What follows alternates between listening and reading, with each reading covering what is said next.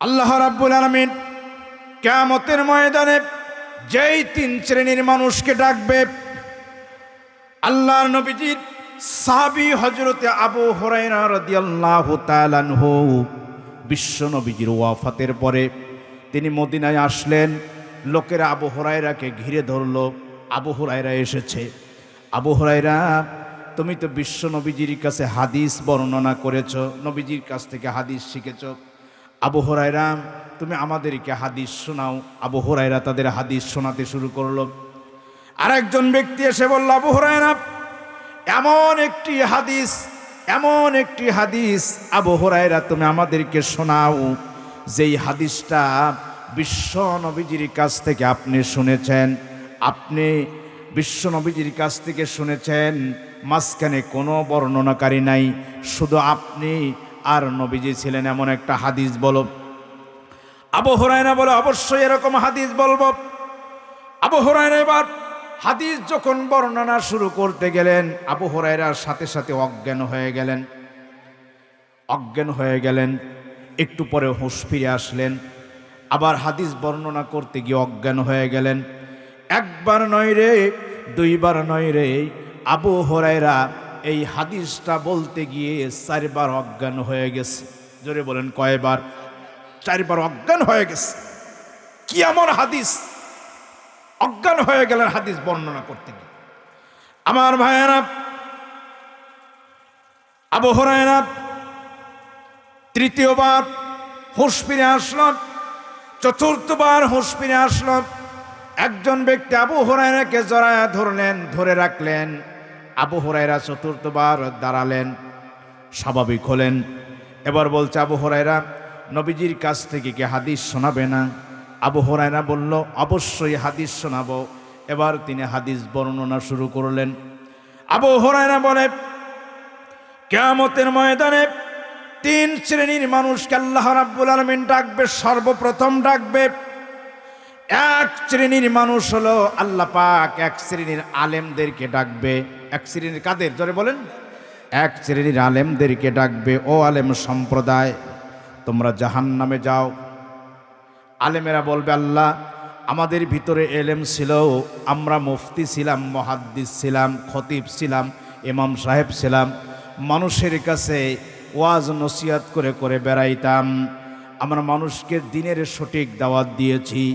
আল্লাহ রাব্বুল আলামিন বলে, না, আল্লাহু আলিমুম বিযাতিস সুদূর, তোমার মনের খবর আমি জানি, তুমি কোন উদ্দেশ্য দাওয়াত দিয়েছিলে আমি জানি, সুতরাং তোমার মনের খবর জানি তুমি মিথ্যুক। সাথে সাথে ফেরেশতারা বলে ফেলবে, কাযযাবতা, ও মিথ্যাবাদী। আল্লাহ বলবে মিথ্যুক, ফেরেশতারা বলবে কাযযাবতা, ও মিথ্যাবাদী। আমার ভাইয়েরা, আল্লাহ বলবে মিথ্যুক, ফেরেশতারাও বলবে কাযযাবতা, তুমি মিথ্যাবাদী। সঙ্গে সঙ্গে ফেরেশতারা মাথার চুল ধরবে, পায়ের গোড়ালি ধরবে। একজন মানুষের এক হাত দিয়ে যদি মাথার চুল আর পায়ের গোড়ালি ধরা যায়, কেমন হইলো বলেন তো? হইল কি? এ বেবি ট্যাক্সির চাকার মতো হয়ে গেল নাকি? এরপরে জাহান্নামে নিক্ষেপ করবে, নাউজুবিল্লাহ বলেন।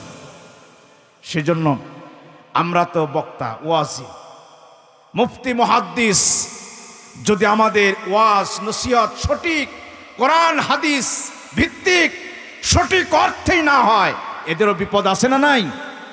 নবীজি বলেন, আমি দেখেছি মেরাজে 1 শ্রেণীর বক্তাদেরকে জিব্বাগুলো আগুনের কেসি দ্বারা কাটা হচ্ছে। নবীজি বলেন, মান হাউলাই, এরা কারা? ফেরেশতা বলল, এরা হলো আপনার উম্মতের মধ্যে একদল ব্যক্তি যারা কোরআনের সঙ্গে সম্পর্ক না রেখে ওয়াজ করেছিল, এবং ওরা ওয়াজ করে নিজেরা তো গোমরা, আবার কিছু লোক তাদের ওয়াজ শুনে ওরাও গোমরা হয়ে গেছে।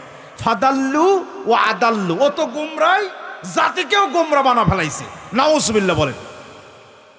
এরকম আলেম আছে না নাই? বক্তা আছে না নাই? মাদ্রাসার বারান্দা যায় নাই, অথচ বক্তব্য দিয়ে স্টেজ তছনছ করে ফেলায়। কথা বলেন ঠিক কিনা? আবার শ্রোতারা মনোযোগ দিয়ে শোনে। ফাদাল্লু আদাল্লু, নিজেও গোমরা, ওদেরকেও গোমরা বানায় ছাড়তেছে, নাউজুবিল্লাহ বলেন। আমার ভাইরা, এই জন্য বক্তার বক্তব্য শোনার আগে বক্তাকে চিনা ফরজ। বক্তাকে না চিনে ওয়াজ শুনলে ও গোমরা হবে। আদম আলাইহিসসালামের কাছে, হাওয়া আলাইহিসসালামের কাছে শয়তান এসে সূরা আরাফের 21 নম্বর আয়াতে আসছে, যে সে বলল, আদম হাওয়া আমি ওয়াজ করব। শয়তান কে আসছে? শয়তান ভালো জুব্বা টুপি পাগড়ি তসবি টসবি নিয়ে আসছে, বলছে আমি ওয়াজ করব, আমি তোমাদের হিতাকাঙ্ক্ষী, আল্লাহর কসম হিতাকাঙ্ক্ষী, আমি ওয়াজ করব। আদম আলাইহিসসালাম যদি, হাওয়া আলাইহিসসালাম যদি বলতো তুমি ওয়াজ শুনবো, তুমি কিডা, তোমার পরিচয় বলো, তাহলে কিন্তু আর ওয়াজও শোনা হতো না, আমলও করা হতো না। বক্তাকে না চিনেই ওয়াজ শুনেছে। আদম আলাইহিসসালাম ওয়াজ শুনলো, হাওয়া আলাইহিসসালাম ওয়াজ শুনলো। ওয়াজ শুনে ওই ওয়াজ অনুযায়ী আমল করলো। আমল যেই করেছে, আল্লাহ পাক রেগে তাদেরকে জান্নাত থেকে বের করে দুনিয়া নামক জায়গায় ফেলে দিলেন। কথা বলেন ঠিক কিনা? সেজন্য বক্তা না চিনে, তার আমল না চিনে ওয়াজ শুনলে আমরাও একই ক্ষতির মধ্যে পড়ে যাব। দুই নম্বরে আল্লাহ রাব্বুল আলামিন এক শ্রেণীর শহীদদের ডাকবে। শহীদ, সকল শহীদ না, এক শ্রেণীর শহীদদের ডাকবে, বলবে তোমরা জাহান্নামে যাও। শহীদরা বলবে, আল্লাহ আমরা দ্বীনের জন্য, ইসলামের জন্য জিহাদ করেছি, রক্ত দিয়েছি, জীবনটা দিয়েছি। আল্লাহ বলবে তোমার মনের খবর আমি ভালো করে জানি। তুমি শহীদ হয়েছিলে, মানুষ তোমাকে বীর বাহাদুর বলবে, শহীদ বলবে, সেই জন্য আমি তোমার মনের খবর জানি। তুমি মিথ্যুক। ফেরেশতারা সাথে সাথে বলবে কাযযাবতা, ও মিথ্যাবাদী।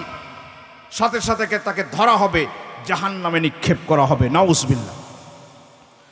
3 নম্বরে আল্লাহ রাব্বুল আলামিন এক শ্রেণীর দানকারীকে ডাকবে। দানকারীকে ডাকবে।